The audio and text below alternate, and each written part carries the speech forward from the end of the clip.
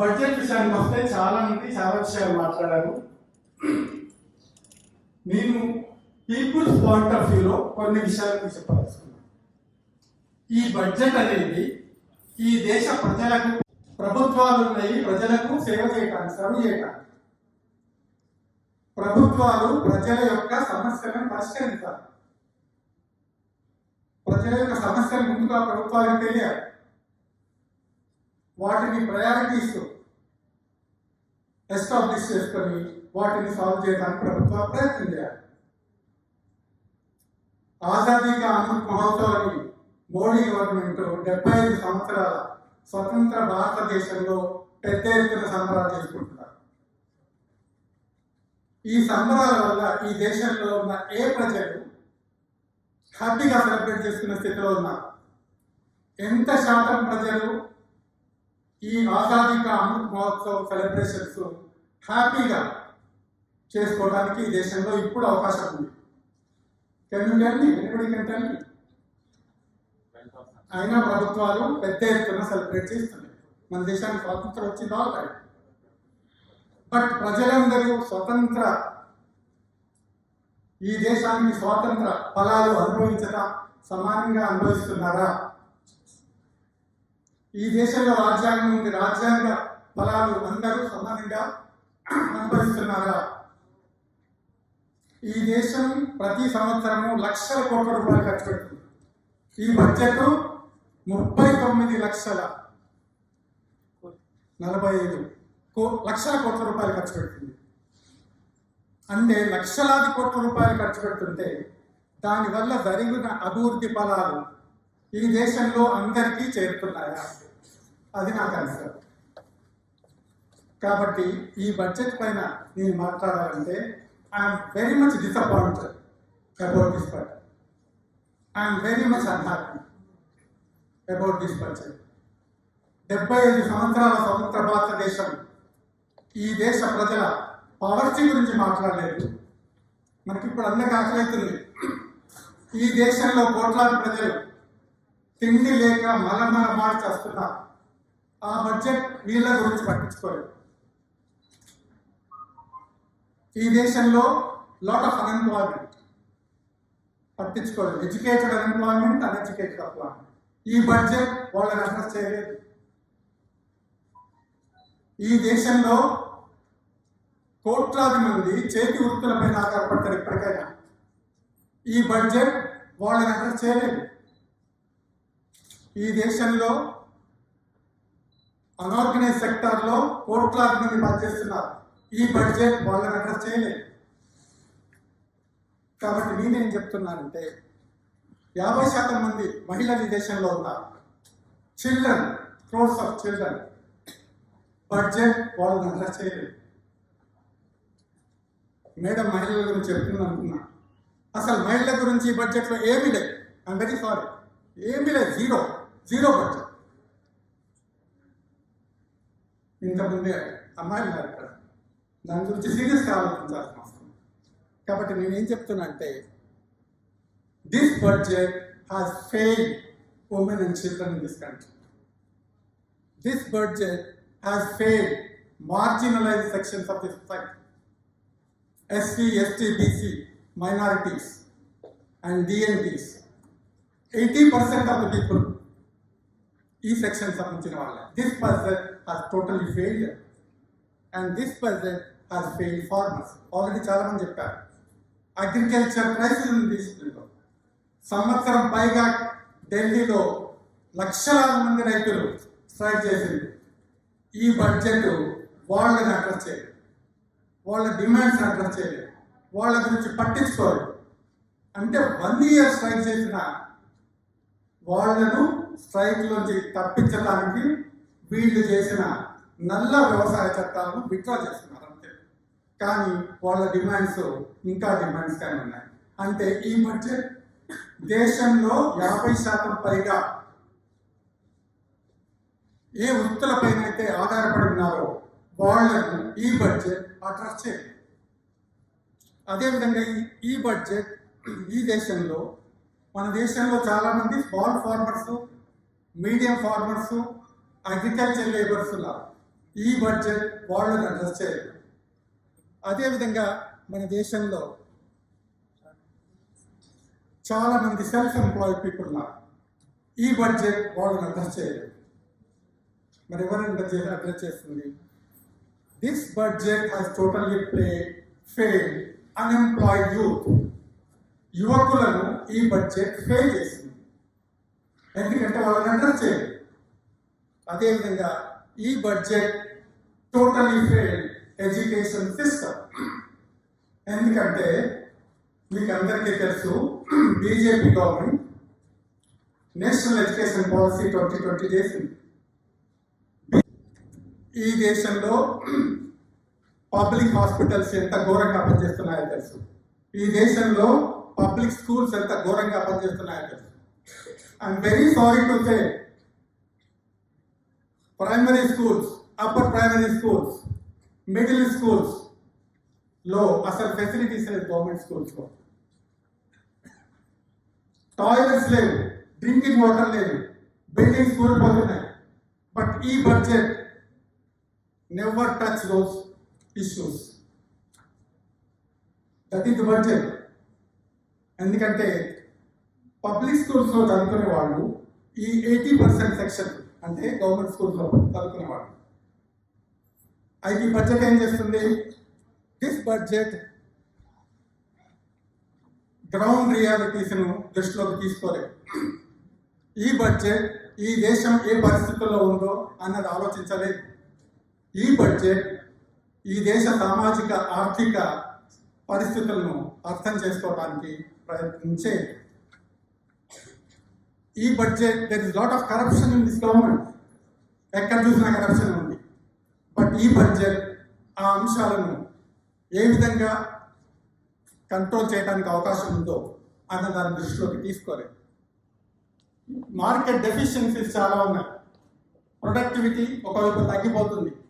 Human resource కెపాసిటీస్ను ఈ దేశం utilise చేసుకోవటం లేదు. ఒక స్టూడెంట్ ఆల్రెడీ చెప్పాడు, human resource, there is lot of human resource, but వాళ్ళ క్యాపబిలిటీస్ను ఈ దేశం ఉపయోగించుకోవడం లేదు.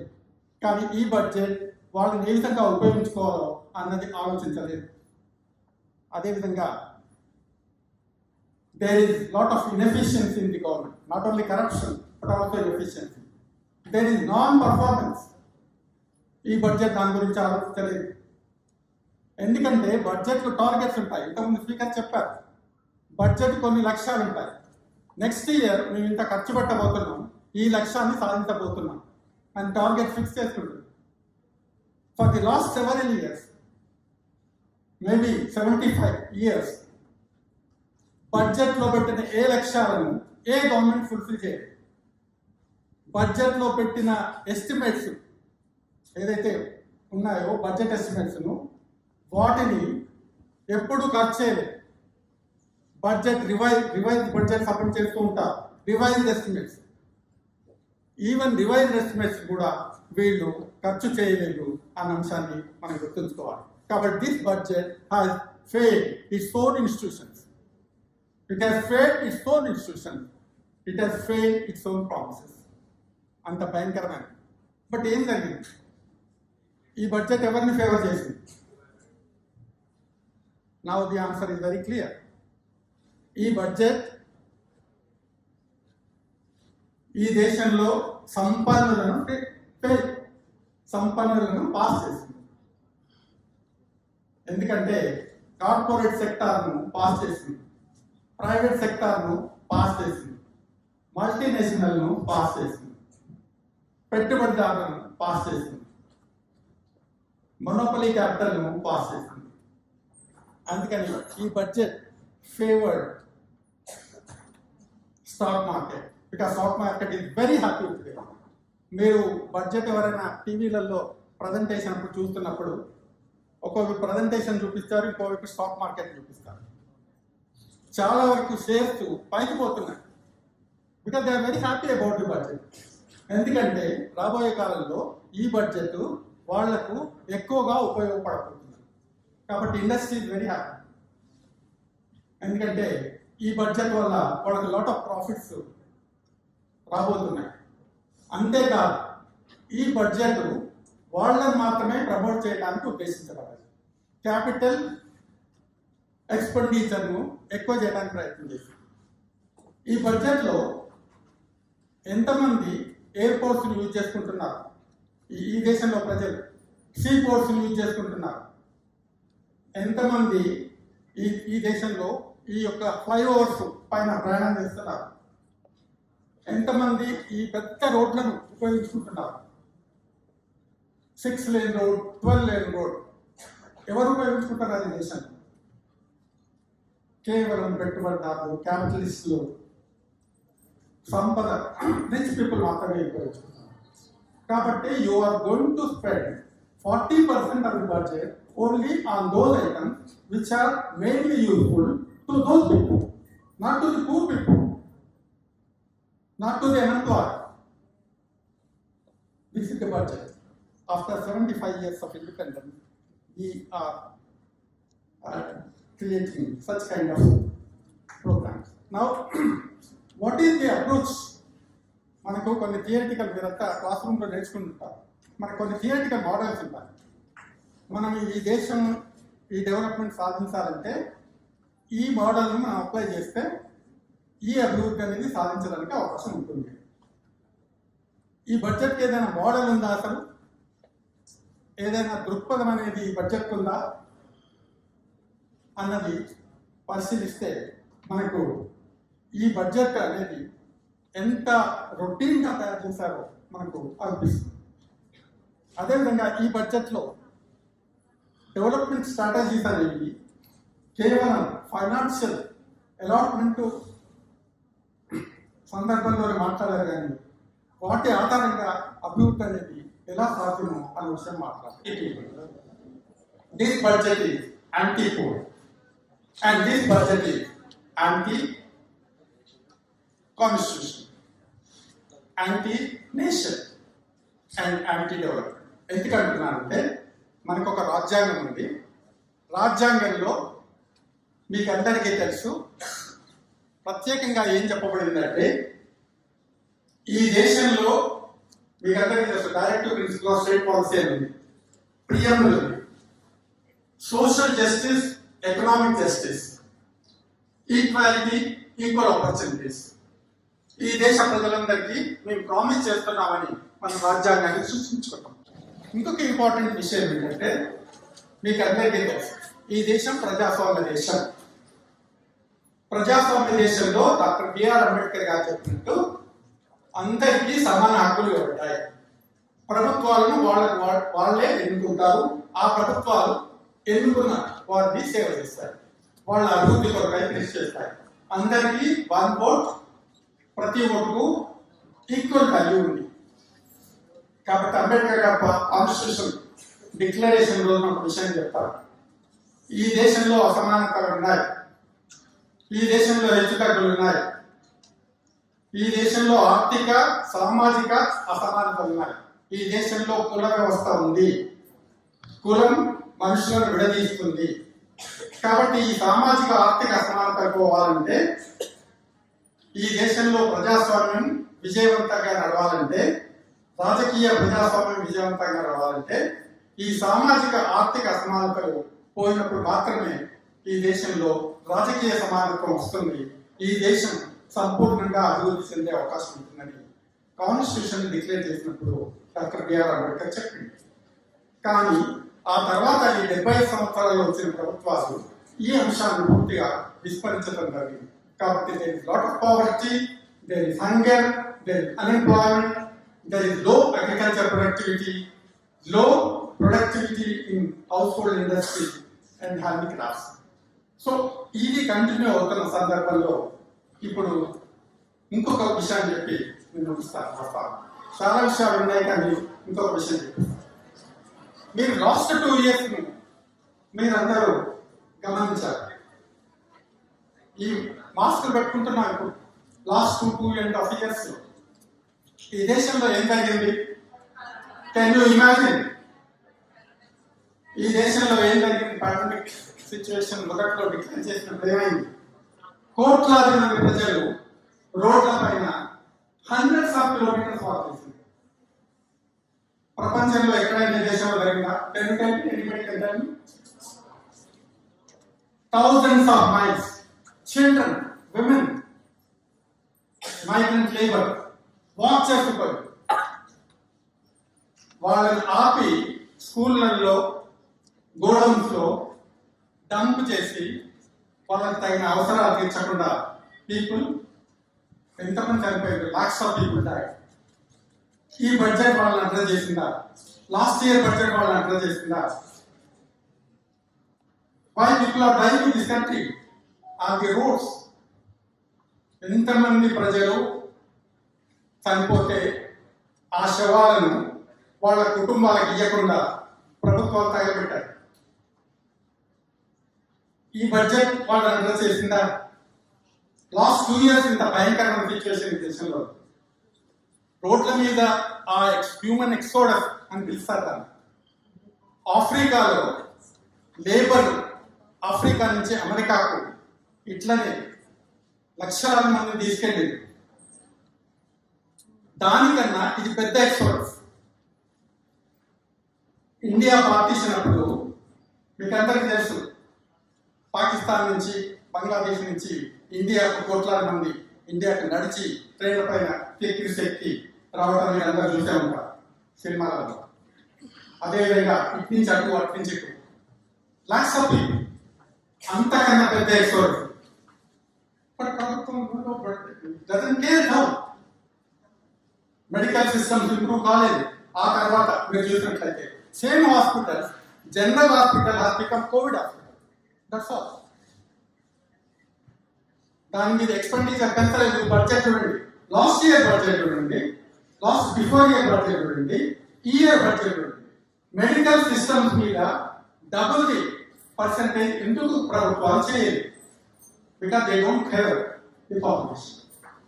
So this is the budget. ఇది చిన్న ఎగ్జాంపుల్ మాత్రమే. But what happen on the other side? అదొక్కటే పాయింట్ చెప్పి నేను ఉంచుతాను. ఇంకో సైడ్, ఒక సైడ్ హ్యూమన్ ఎక్స్పోర్టర్, ఇంకో సైడ్ ఏమైంది? మీరు వాళ్ళ పేపర్లో చూసారు, ఆదాయం ప్రపంచంలోనే 11వ పెద్ద సంపన్నుడు ఆయన మొత్తం ప్రపంచంలో. అంబానీ మొత్తం మనం వాళ్ళని చూసుకుంటూ పోతే వాళ్ళ సంపద ఎలా పెరిగింది అసలు? లాస్ట్ 3 years లో మీరు కనుక చూసుకున్నట్లయితే వీళ్ళ 39% బిలియనర్స్, కొత్త బిలియనర్స్ యాడ్ అయింది. 39% డ్యూరింగ్ ద లాస్ట్ 2.5 years. ఎట్లా పాసిబుల్ అయింది అది? People are dying on the roads, lot of poverty. 12 కోట్ల మంది ఉద్యోగాలు కోల్పోయారు లాస్ట్ 2 years లో. 12 crores. It is government statistics. 12 కోట్ల మంది ఉద్యోగాలు కోల్పోయారు. Unorganised sector, informal sector, agriculture, construction labour, వీళ్ళందరూ 12 కోట్ల మందికి పైగా ఉద్యోగాలు కోల్పోయారు. కానీ ఒకవైపు ఇంకొక సంపద పెరిగిపోతూ ఉంటుంది. ఎందుకు పెరిగిపోయింది అట్లా? రిచ్ పీపుల్ ఇంకా పెరిగిపోతూ ఉన్నారు. ఎందుకు ఆ విధంగా జరిగింది? అందుకే ఏమన్నారంటే, this budget if it is sensible, it should have talks more the rich people.